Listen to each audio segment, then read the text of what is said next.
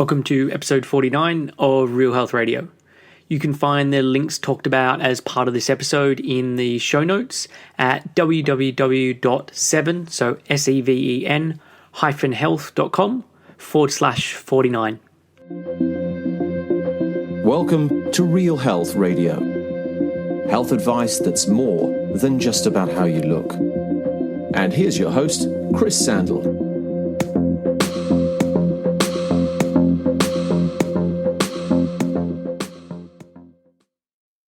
Hey guys, and welcome to another installment of Real Health Radio. And for this week's show, we're doing something a little different. So I was recently interviewed by Alice Bradshaw from Solgar, and what I wanted to do is just share that interview with you today. And the interview is largely about how I got set up as a practitioner and the process I went through over the years. We look at the state of nutrition and where I see things are heading. We also discuss a couple of books that I've written, how they came about and what they are about. So look, some of this stuff I've talked about before, some of it's going to be completely new. But either way, I hope you enjoy it, and let's get on with the show. Thank you for chatting with us today, Chris. Could you first briefly tell us about your own health journey and how you've ended up where you are today? Sure. So I'm originally from Sydney, Australia, and moved over to the UK 13 years ago when I was 21. I finished a business degree and realized I had no idea what I wanted to do. And so moved over, and the idea was to do a little bit of traveling. And when I first moved over here, I moved in with a couple, and one of the girls in the couple was doing a detox. And up until that point, I'd really never given much thought to food. I'm a naturally lean guy, and I just had always just eaten for pleasure and eaten whatever I wanted. But I had, over the last couple of years, developed quite poor skin from just eating not very well. So standard university diet of lots of alcohol and then McDonald's and KFC and that kind of thing. So I did a detox for 4 weeks. It wasn't anything too restrictive, but I just really noticed the change that I saw within my body from doing it that way, and my skin really cleared up.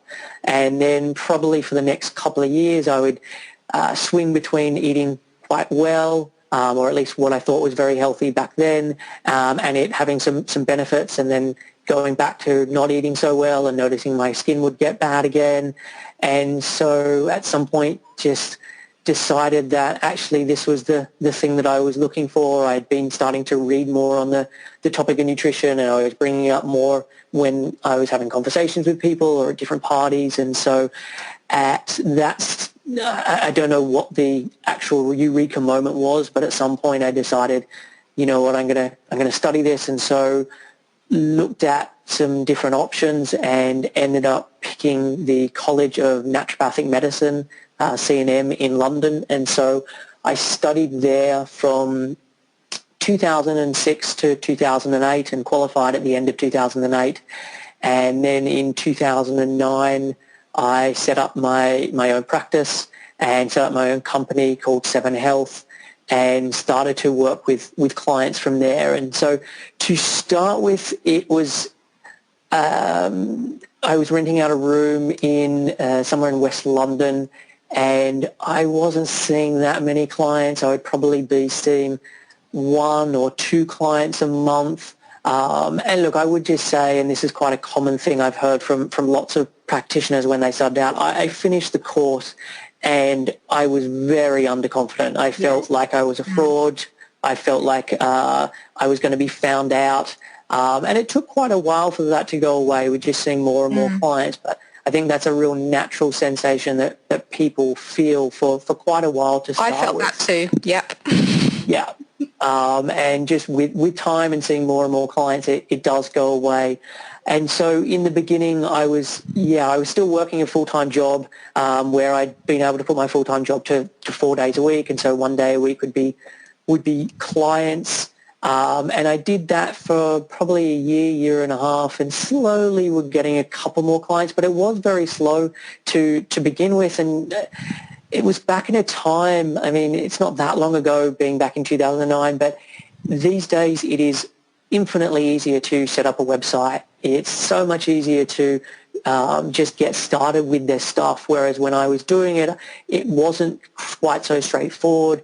It wasn't quite so easy in terms of social media and the reach that you can get in terms of writing an article and then that just getting traction. And so it was a bit more difficult to get started, or at least that's what I think back then. And so it just took a while for that to take off. And it was probably then about a year and a half after that I then quit my full-time job and decided that I was going to do the nutrition thing full-time. I then, at that stage, changed where I was practicing out of and moved over to Neal's Yard in London Bridge. And that was it was a good decision to move where I did, but it was then pretty much starting all over again. So I was back to not really having very many clients. I was then in a situation where I quit my job. I probably not the smartest move, hadn't really saved that much money. And so in a short space of time, I was having to, probably within a couple of months, I was having to try and find work again to then support myself. And I want to be, as part of this chat, be really honest about this stuff. Like, it's too easy online to see all of this stuff of like, quit your job and in 6 months you're making six figures and all of that.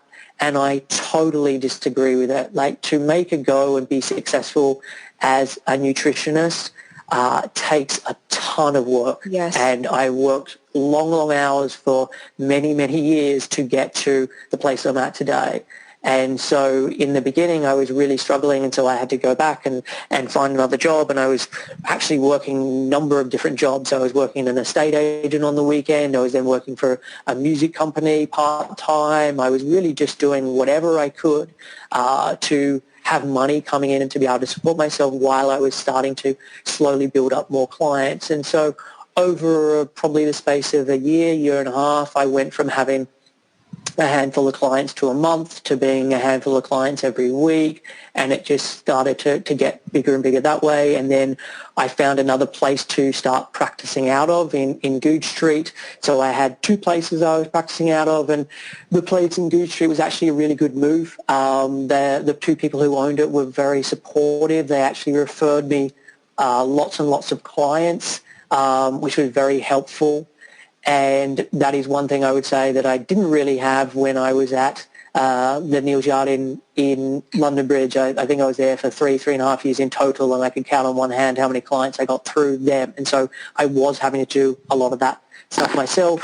I then started writing for lots of other websites. So I started writing for a site called Frame, and they started to bring in more clients. But it really took, I would say, the best part of like 3 years of really hard work to build up a fair bit of momentum to then be in a position where I could then quit my job and I could support myself just from nutrition, but supporting myself from nutrition and just getting by. And then probably another 6 months or 9 months after that, things continued to pick up, and I started to, as I said, I was writing for more and more publications, like online publications, so blogs and that kind of thing, and just started to get more and more clients who were not London-based, who were based often overseas. And it got to the stage where so many of my clients weren't either in London or weren't even in the same country because they were in the US or Canada or Australia or Germany or all over the place, that it wasn't feasible for me to rent out rooms.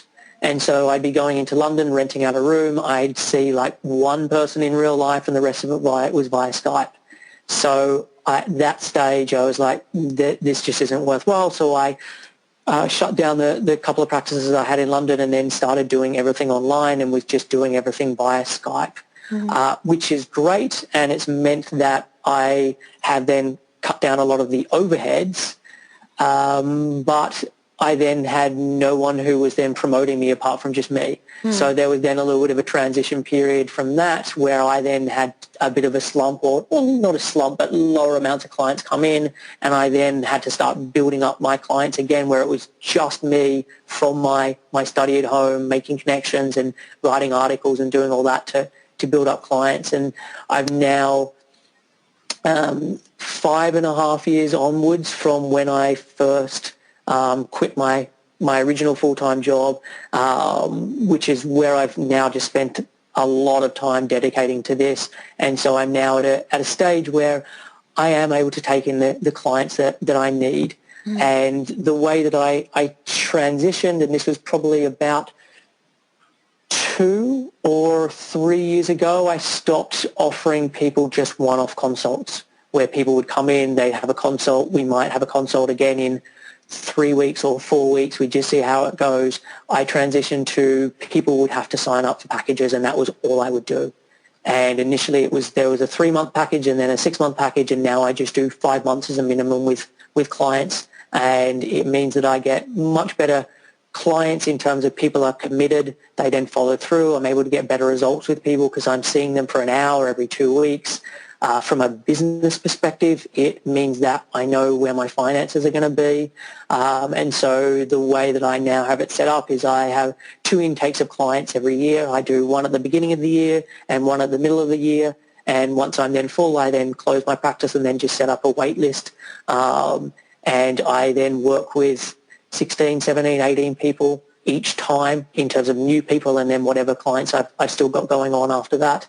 Or from the previous time. Mm-hmm. And then once I hit that number, I close my practice, and then I'll open it again when I want to take on new people. Okay. But that's been the transition of how I've done it. But as I've alluded to, it's taken time and it's taken a lot of work to get to that place. No, we can see that. And tell me, you're talking about your clients there. Tell me about the free hour consultation that you also offer, as a way to, I suppose, introduce yourself to the client and the client to introduce themselves to you. So a lot of the time I'll have times of the year where I'll offer free consultations. And so people can apply. It can be a free consultation regardless of whether they can pay for my fees or not. And I will often, in a space of 4 or 5 weeks, do 50, 60, 70 hours worth of free consults with people. Mm. And off the back of that, I will then normally pick up quite a few clients. And I always do this before starting with the new client, I will always have a free initial chat with them. And it's not I'll have something for 10 or 15 minutes, which is what I see is often put on people's sites. I will speak to someone for 40 minutes, 50 minutes. If I need to talk to them for an hour, I will. And the reason for that is I want to know that I can actually help that person. And if I know that I can't, or they're dealing with something that I don't have the skill set to deal with, or they want to eat in a way that I don't really want to promote, or it'll feel like I've got a hand tied behind my back trying to help them in that way, I'll say I don't want to work with them as a client. Mm-hmm. Or if there's something through chatting to them, I'm like, it's just not gelling with me, because I'm going to be working with that person for a minimum of 5 months. I want to know that it's going to be a good working relationship. Mm. And so that's the way that I've structured it. I think it's a very good way of picking up clients, because there's something to be said of showing someone that you are good at what you do by demonstrating you are good at what you do.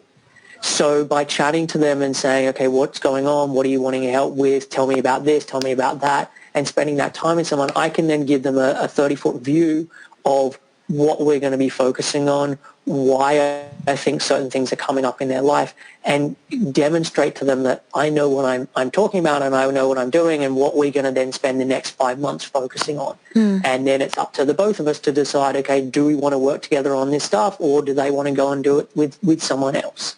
And I guess I'm in an easier situation now because I've got more clients coming through where I can be in a position to say I don't want to work with someone, or I'm a bit more picky with who I work with, and that's not a luxury everyone has. No. And especially in the beginning, you're wanting to work with anyone who will show interest, because you don't have that experience. You don't know what your strengths are or what your limitations are or anything, and you're just wanting to work with people to get that experience. But at some point you get to a stage where you're like, these are the people I do really well with, these are the things I want to focus on, and these are the ones that I want to spend my time spend my time working with. So typically, what sort of client comes into your practice? I know on your website, for example, you have quite a lot of information for women on weight management and learning to eat in a way that gets rid of any sort of restriction or obsession. Is this typical, or is this a typical reflection of the sort of client that will come to see you for a 5-month program as well? So I would say that the people that I work with are mostly women. I've got nothing against working with men. It's just not who typically shows up in my practice, and probably a lot of that's down to the writing that I do. Like I believe the clients that I get are largely because of all the content that I put out. And I have a podcast show, I have a blog that I write for, I have other outlets that I write for, and that information leads to the kind of clients that I get. But typically the people that I'm seeing are women anywhere from their early 20s through to being in their early 60s, but a lot of the time it's women in their late 20s and 30s. And I would break it down into 3 main categories of people that I work with. The first being women who have been consistently dieting and are wanting to get over that process. So starting to help them to intuitively eat, starting to help them to understand what does support their body, getting them to shift their focus away from weight loss and more to health. The next category I work a lot with is fertility, and that can be fertility in terms of people who are wanting to conceive, but often is just women who are struggling with their period. So their period has either disappeared, they're having problems with their cycle, they're having lots of pain or different symptoms. So really everything that comes around the idea of fertility or women's hormones, that side of things. And then the final part or the final area I work a lot with is disordered eating. And this is less of me being a nutritionist and more of me being a bit more like a therapist. And it's something I'd say most people as a nutritionist don't do and shouldn't do. It's something I've spent a lot of time doing research on, and it's an area I'm very passionate about. So there wasn't anything I learned as a skill set when I was a nutritionist to help me in this area. This is something I've done myself over time, and so that's then the third main area that I work on. But I also then do a lot of just standard everyday things that people associate with being a nutritionist. So someone's got issues in terms of their digestion, or they're having problems with their energy, or they're having issues around their sleep, or whatever it may be. Okay. And your website, Seven Health, on there, I mean, obviously you say, you're a very, very busy practitioner, but we can see that it's populated with articles, podcasts, webinars, interviews. Your interviews on your podcast, do you have sort of a typical genre of guest that you would speak to? I am trying to expand it as much as possible. So, yeah, I probably interview some people coming from the disordered eating side of things, and practitioners who've dealt with that stuff themselves or work in that area, just because it's something that I'm interested in. But I also try and get a real variety of different people on the show, so it's not just weighted in that way, because even though I do like exploring that stuff, I do have a real interest in nutrition. I like thinking about and reading and looking at physiology and how biochemistry works and all of those different topic areas. So I'm trying to also be getting more clients on in that arena as well. I would also add, and I know this wasn't part of your question, but the podcast for me has been one of the best things that I've done, because it helps me to demonstrate myself as an expert. And I've been very conscious of, when setting up the podcast, that I have one episode where it's a guest and one episode where it's just me talking on a particular topic. And so that talking on a particular topic means that I get to spend 20 minutes, half an hour, 2 hours, if I sometimes go that long, showing people a particular area, so I can show that I really know what I'm talking about. And I've picked up lots of clients now because of having that podcast show, the other benefit of it as well is it's meant that I've now started to make lots of connections with people in the industry because I'm inviting people on as guests. Mm-hmm. And it's very easy within this field, and I'd say within any field if you're running your own business, to just be doing your thing on your own, on your laptop, and getting out and starting to email people and make connections with people in this industry has been a really helpful part of setting up the podcast show. And I know listening to some of those podcasts, there are so many like-minded nutritional experts out there as well, so which is quite nice, because some of them go against maybe what we might consider mainstream nutritional advice, which tends to be a little bit faddy these days. So it's quite nice to have that sort of balance, and to see who the experts are out there who really are exploring the science. And of every guest I have on the show, I won't necessarily agree with everything they have to say. And also, I don't think every show is going to appropriate for every person. Indeed. And that's partly because I haven't really niched down. And I know this is the advice that people are always told, that you need to find a niche, and I've done the opposite. Whereas I'm seeing people across a real broad spectrum, and so it means that the people who follow my work can come from lots of different areas and are following me for lots of different reasons.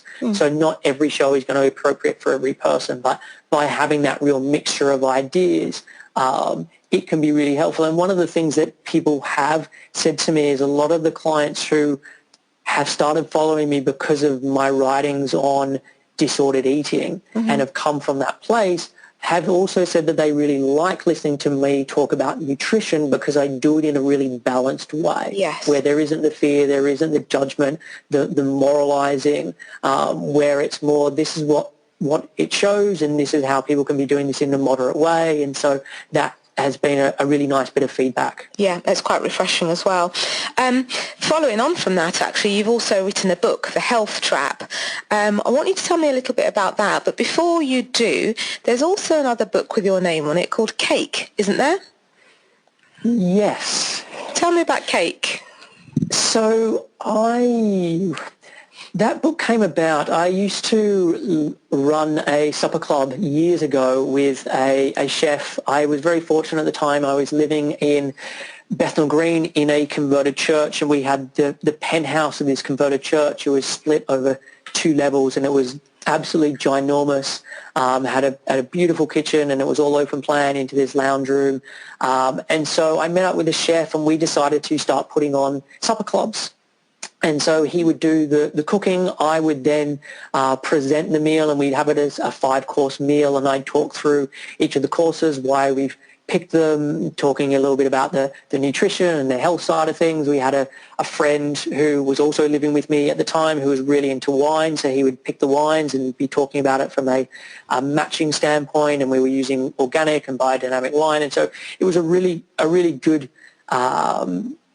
way of me starting to learn to talk in front of people. And even though from a business perspective we didn't make a huge amount of money from it, it was one of the really good things that I did early on to get me more comfortable in front of people. But one of the ladies who came to that to one of the events, we ended up chatting more, and we started meeting up and talking about different things, and she had some different blogs, and one of her blogs was all about cake and different cakes that she would make and cakes that she would eat. And so she wanted to write a recipe book about cake, but do it in a healthy way. And so we collaborated on that, and so a lot of the recipes are using base of some sweet potato or some beetroot or different healthier versions to make cake, while them still tasting very nice. And so, it was something I did probably 3.5 years ago, 4 years ago. I can't exactly remember when it was. And so I helped put together a lot of the recipes. I then wrote an introduction for it. I wrote about some of the different sugars or the different flours and stuff that we used through it. And it was my first foray into doing some writing. Excellent. And are you a keen baker yourself then?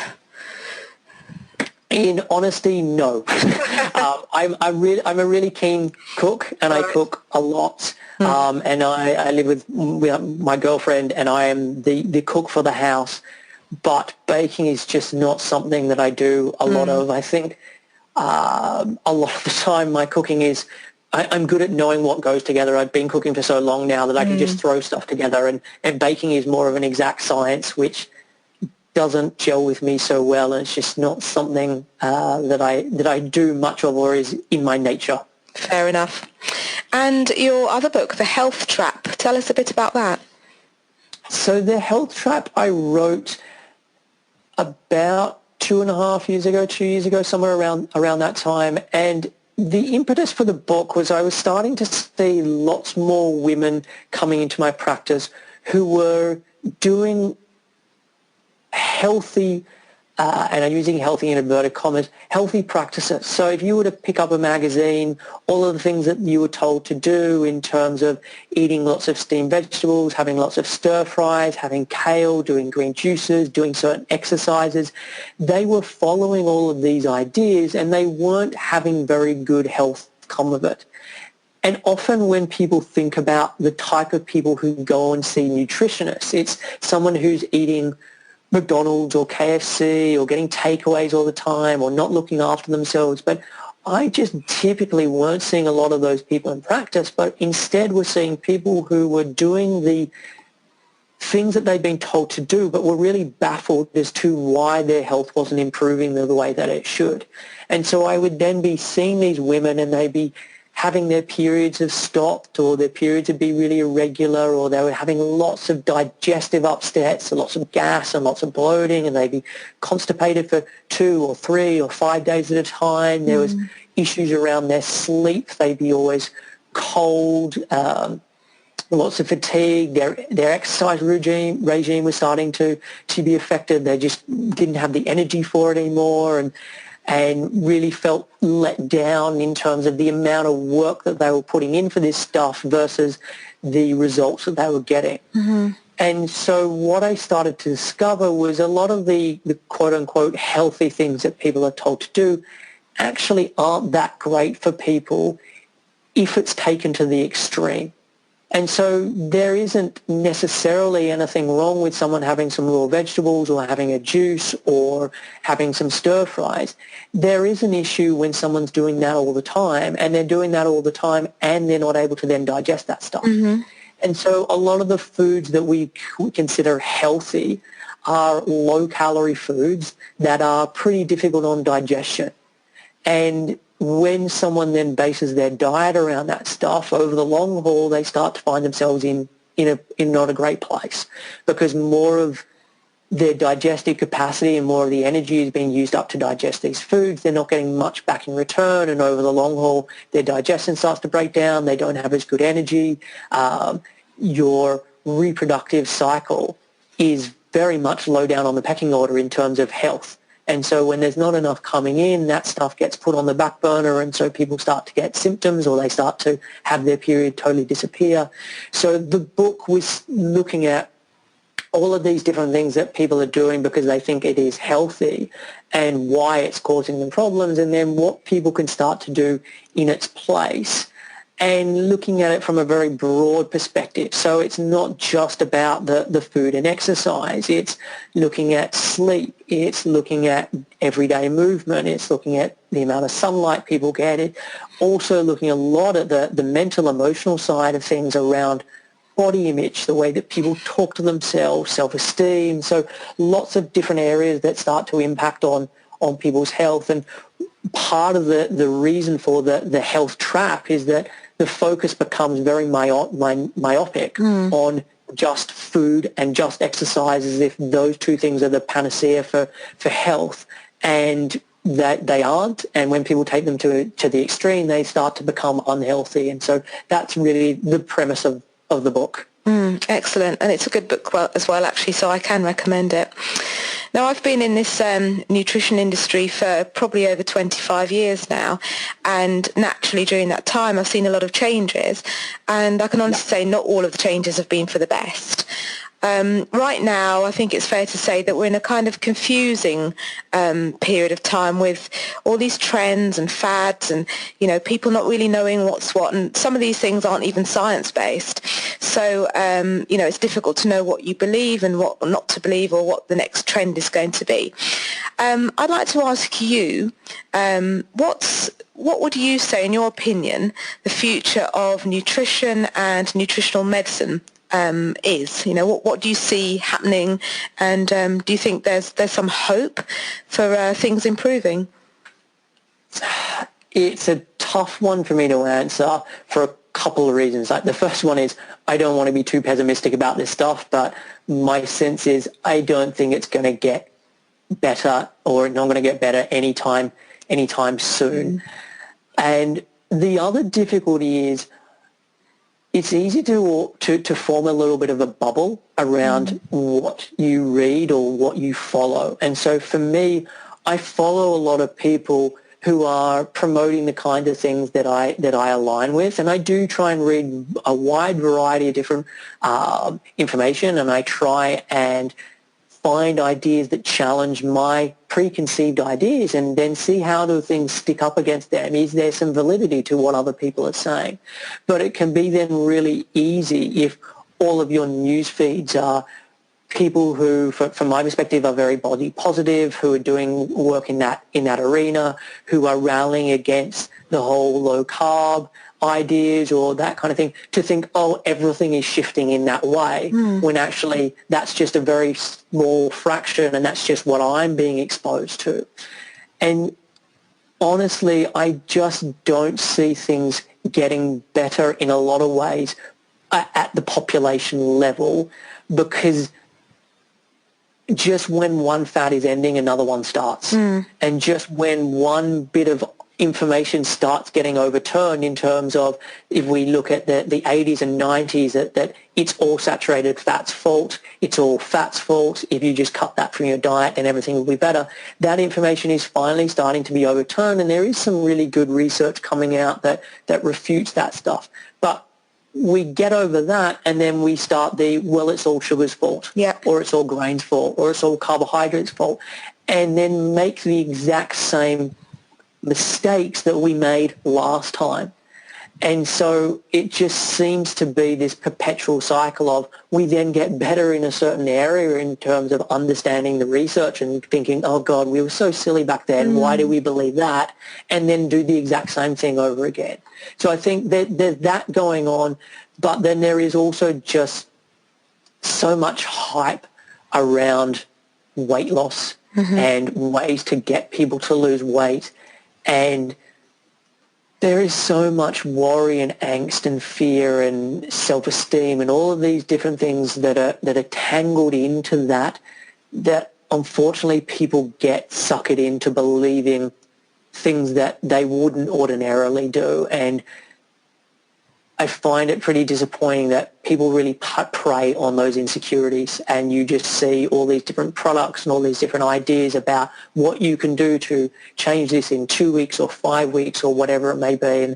And the sad thing is, I just don't see that stuff going away anytime soon. So I think people can be, and look, I don't want it to be all doom and gloom, because we are in a really good place where you can find some amazing information for free or for very little money. There is some fantastic research that is coming out more and more, and we do genuinely know a lot more about a lot of topics every year.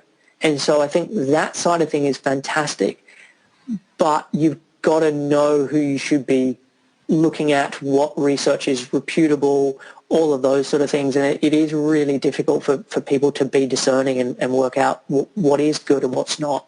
I think the best advice that I personally would give would be to look at the science, but also connect with people like yourselves and, as you mentioned, the body positive people who will also teach you how to use your own intuition and how to get back in touch with, listening to your body, and almost allow all the science and the fads just to become like a white noise. And, just kind of remember that we have a sort of innate, button, as it were, in our bodies that will, we can turn on, and it will tell us what we need to do for good health. We all know we need to sleep. We all know when you eat something that really doesn't work for you, and it's just about listening to that voice again, isn't it? If people can do the basics right, it will cover about 80% of what they really need to do for their health. Yeah. And that's where I see people going awry, where you get into this absolute minutia around stuff that makes so little difference, but people make it out to be this really big thing.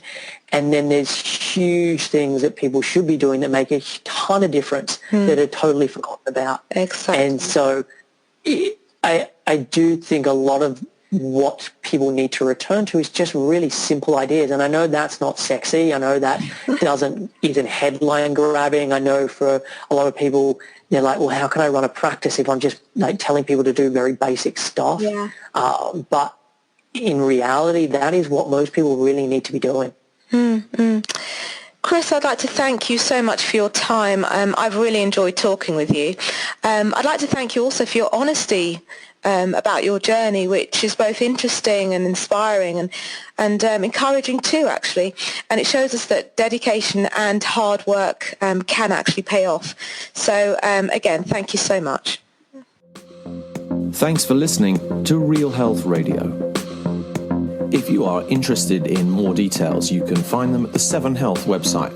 That's www.7, health.com.